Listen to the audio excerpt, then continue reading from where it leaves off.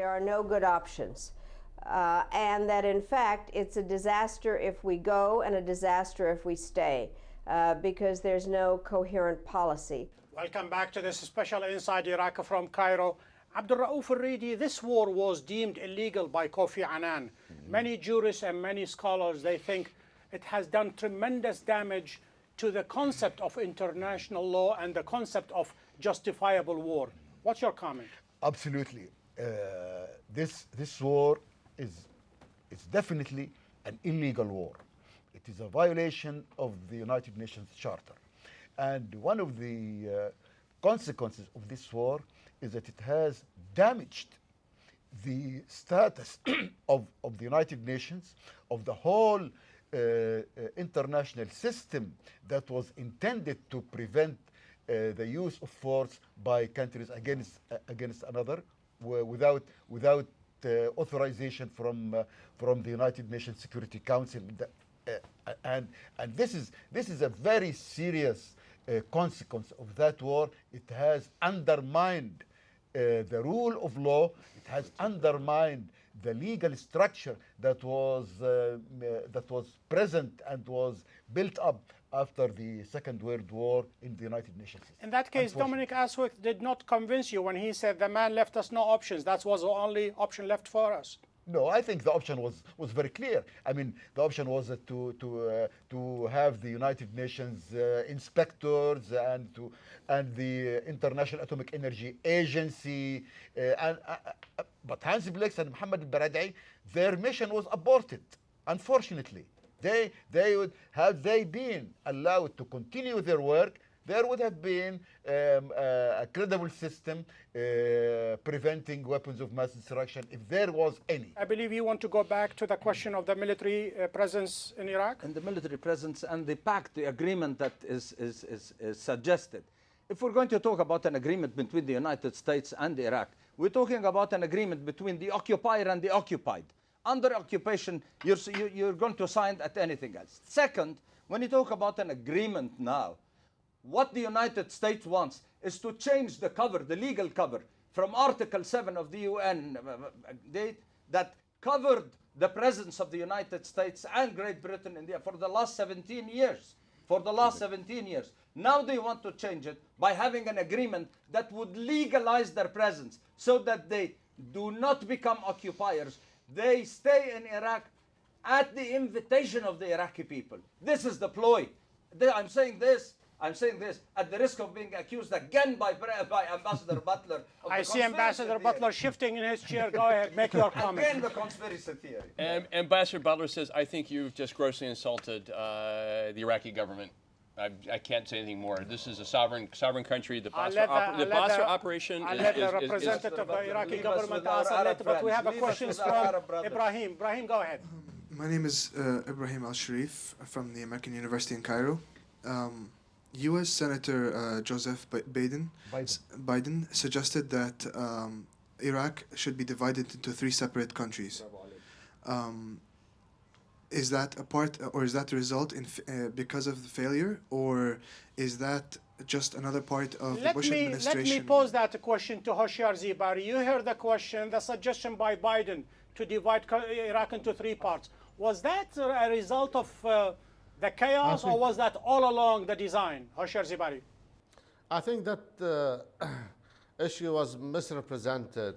Senator Biden or his colleague did not call for a division of Iraq into 3 states. And whoever will read that resolution carefully will understand that. They are calling for a federal structure. And we had some difficulties with that concept because the federal structure that we have in our mind, according to our constitution, is not based on sectarianism or on ethnicity. In fact, it's based on administrative, geographical criteria.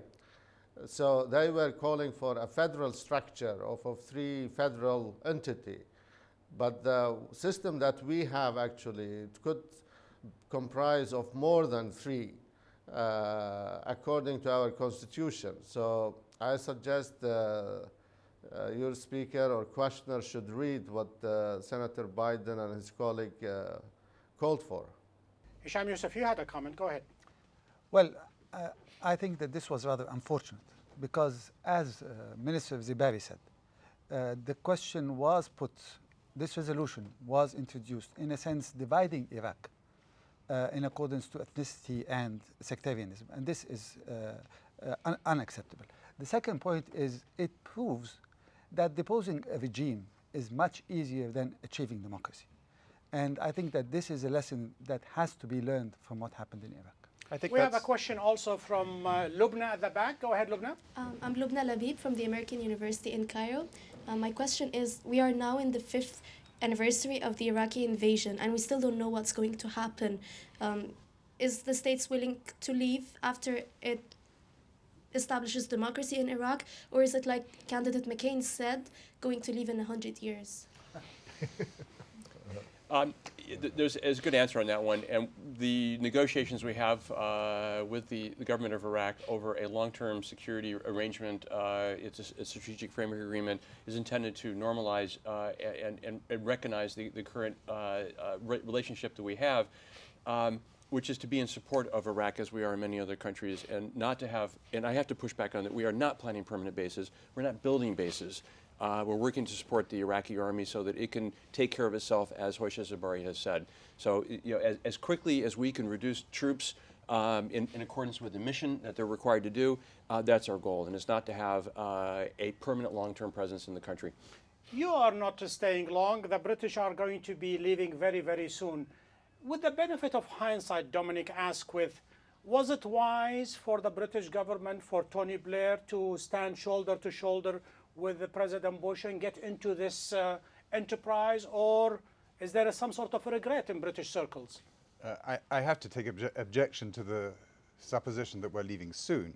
Our Defence Secretary made it very clear only a week ago that we will keep our force numbers at roughly what they are at the moment, and they will be reviewed in discussion with the government of Iraq and with our coalition partners in about a month's time. So don't jump the gun, if we can use that expression. It's going to be only a question of time, a year or 2 years maximum. In terms of the decision by Tony Blair, that's entirely for him to decide and to explain. But I just want to pick up on... Hold on just a minute, as if you are saying that you are distancing yourself from a decision taken by Prime Minister. No, I'm not going to second-guess the Prime Minister's thoughts, for goodness sake. He's a Prime Minister and I'm a mere diplomat. But I want to get back to the question, which is, we don't know where we're going. Well, I think we are finally understanding where we are going. And I think we can all accept that whereas the war went much better than we expected, building the peace went much worse than we expected, or much worse than we hoped. We have now got, and I've watched Iraq very closely, as Hoshia knows, from very close up for the past 3 or 4 years. We have got a building process which is taking place inside Iraq, a parliament which is becoming more effective, a government which is actually, in this last 2 weeks, taking on not just Shia militias, not just Al-Qaeda, taking on the Shia militias as well. It is building up into... That's a very hopeful sign that it is bloody, it is bitter, it is extremely heart-wrenching, but they are building. Yeah, but for the last 5 years, all this building has not led to anything. There is more occupation, more repression, more destruction. 1 million people have died. 1 million Iraqis have died. That is something that cannot be justified by any kind of building or any kind of process. Perhaps as an Arab, you look at it differently. Let us ask Hoshiar Zibari. Hoshiar Zibari, in the cost versus profit, this enterprise in Iraq 5 years on, was it worth it? Yes, in my view, it was worth it. And it was worth it if you look back at those 12 million Iraqis who embraced democracy and defied death and threats to vote and determine their future. These are the great majority of the Iraqi people who embrace this democratization process. There are opposition, there are minorities, definitely. We recognize their views and so on. But I believe to build the new Iraq, it needs the cooperation of all segments of the Iraqi society, for reconciliation to be expedited, for peace building, as Dominic, my good friend, mentioned, needs to be established. And we know where we are going. I think we've made our choices. We voted for our future and the constitution that defines, you see, the kind of regime, the kind of system the great majority of the Iraqi people would love to live a peaceful, a civilized way of life. Hisham Yusuf, Hoshyar Zibari just mentioned the magic word, national reconciliation. That, so far, that has not been affected 100% fully. There are still people have a lot of reservation. Is it possible? Can they do it? Can the Arabs help? Can the Arab League help?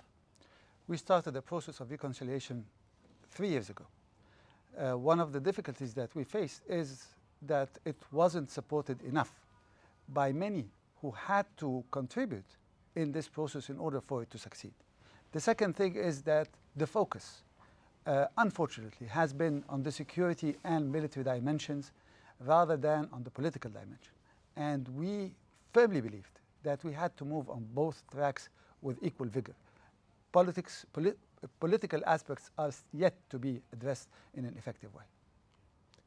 I'll get a quick response from you, Larry Butler. Here's my challenge to the viewers and to the representatives of Arab countries. Choose sides. You're sitting on the fence right now. You're throwing stones, you're criticizing. Hoshyar Zibari, Nouri al-Maliki just took on extremists down in Basra.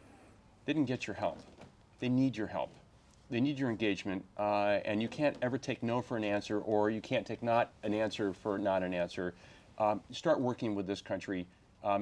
They're doing the best they can do right now, and it's come a long way. As Dominic has just said, the political process has started. The economy is going. The Iraqi army just took on and was not beaten by militias. They didn't prevail down there, but they weren't beaten off the battlefield. Larry Butler, thank you very much. I'll take a last remark from Hassan Isa. Who is morally empowered to say this was worth it? I should refer to the Iraqi people, and I can imagine the answer from the Iraqi people. What would be the reaction towards what's going on now? We talk about democracy in Iraq now. This is democracy. We've been hopeful that this is going to be a democracy. The Americans tell us, take this as an example. Take Iraq as an example. This is going to be the democracy that is going to spread in the Middle East. For heaven's sake, is this the kind of democracy that I want here in Egypt? This killing and beheading every day? This is the kind of democracy that I want, that the Americans want to force on me and the rest of the Arab world? Thank you very much. Thank you very much. Hassan Isa, thank you very much for that last comment. At the end, I would like to thank my guests from Baghdad, as well as here in the studio in Cairo, and our select panelists. To access the show and to send us your comments, please go to aljazeera.net/English. That's all the time we have for this special episode from the heart of the Arab world, Cairo. Good night.